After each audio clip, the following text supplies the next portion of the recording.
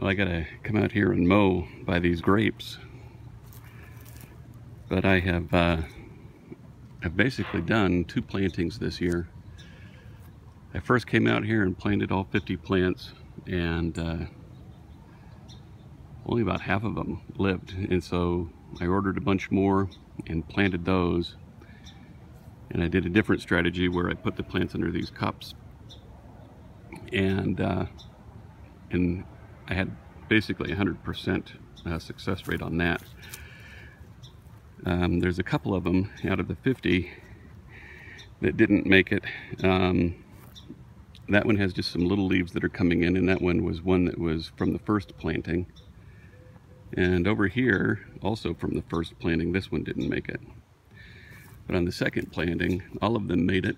And what I did was I put them all, buried them all 18 inches down into the ground, the whole stick, and just left about that much coming out of the top, 2 or 3 inches.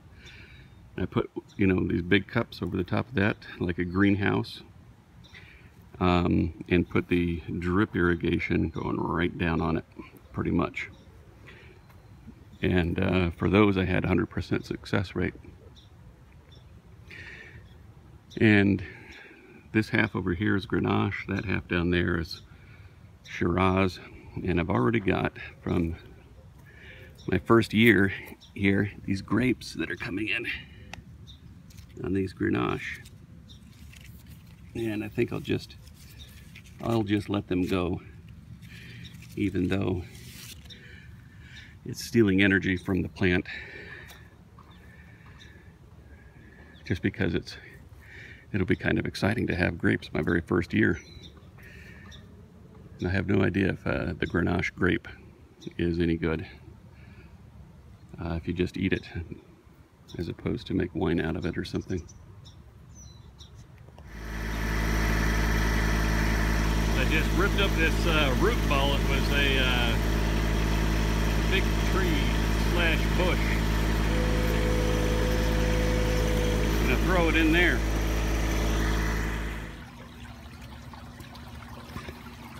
A couple of weeks ago, I built this little chamber for the water to fall into. So the water source comes from like up over that way, and gravity just pulls it down a pipe that comes along over there through a wall, and then it comes down this way. And this is the like a 6-inch gated pipe, they call it. It has these little doors that you can open and the water can come out in various places to sort of water the trees. So I just cut the pipe and had it come into this little reservoir, and when the reservoir fills up, it just continues along there. And sticking down in that reservoir there is where I've got a little Ibarra pump, and I've got an electricity source right here. This is where I put my lamp that has electricity coming from that barn thing over there. And so I'm just sort of fooling around right now with the water, but it does pretty good at getting all this corn here.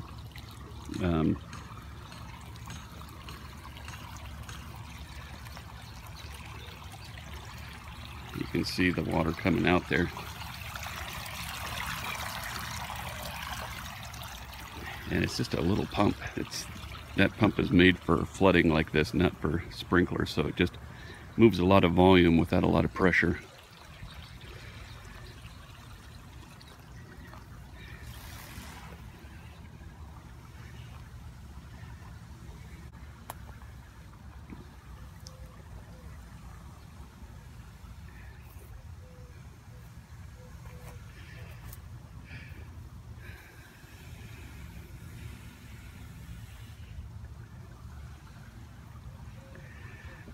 And when this area here gets all flooded out, I just have another pipe and I bring it in up over that way. and it can flood that area out over there. So we're harvesting potatoes and onions and everything right now. I'll take you over there and show you that in a bit.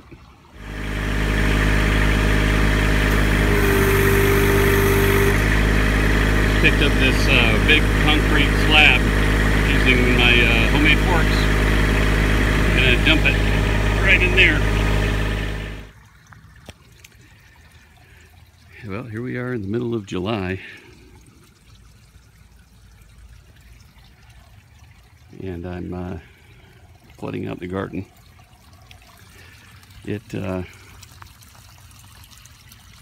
Garden's doing really well. Can hardly walk around without stepping on stuff. We've got these giant sunflowers.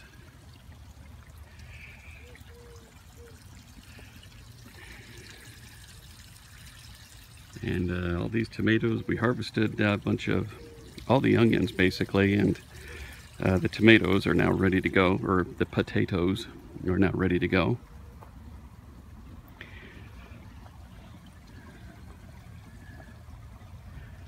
And the corn has all these tassels on it.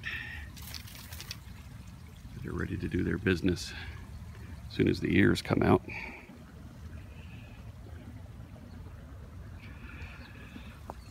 Got tomatillos doing great.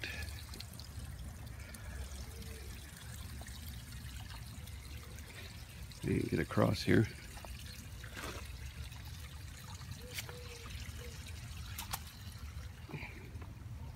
Got some broccoli and cauliflower.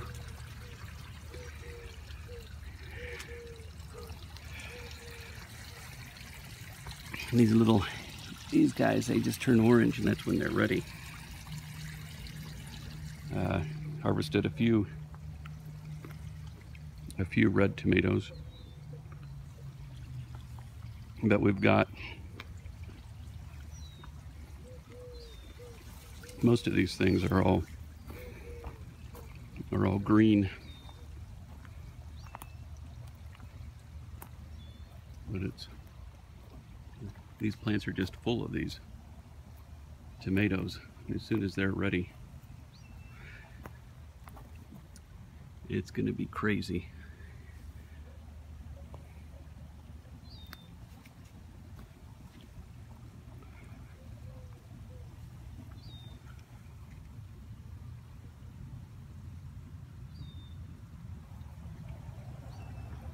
So most of these I grew from my own seed. Some of them, and I planted them too early, and so some of them I had to just replace with store-bought ones.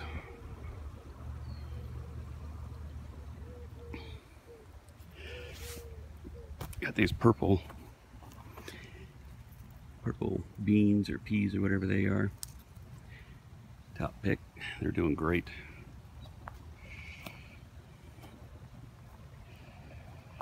See this this potato plant here, it's dying back. So in through here is where I had all the onions planted, and there's down this line right here a bunch of potatoes underneath that I got to dig up. And I harvested probably about 30 pounds of, I don't know how many pounds it was, probably 30 pounds of these beets.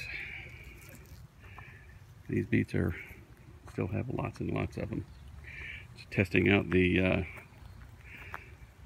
Haas hoe, and I did like 4 lines of beets up and down here, and I was adjusting the setting on there, and I went over it twice. So we just have just an incredible amount of beets this year, which is fine because we make soup out of it. It's really good stuff.